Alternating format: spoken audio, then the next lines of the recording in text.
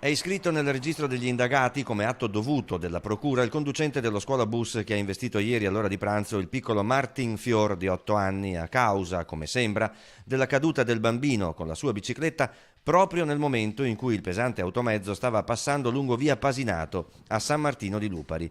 L'autista, residente in paese, è dipendente della ditta Eurotour di Mogliano Veneto. Pare conducesse l'autobus a bassissima velocità. Infatti, nel luogo dell'incidente la strada è piuttosto stretta e a senso unico, con anche la pista ciclabile sul lato sinistro, di quelle disegnate a terra senza protezioni.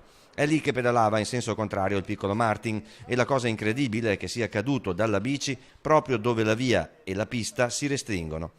Altra cosa, lo scuolabus passava in via Pasinato solo provvisoriamente da qualche giorno a causa di una deviazione dal solito tragitto per un cantiere edile. Martin tornava a casa da scuola seguito in bici dalla sua mamma, che ha assistito impotente alla morte del piccolo, sopraggiunta pochi istanti dopo la caduta con la bici di Martin e l'investimento da parte del bus, nonostante i residenti abbiano chiamato subito il 118, giunto in zona anche con l'elicottero.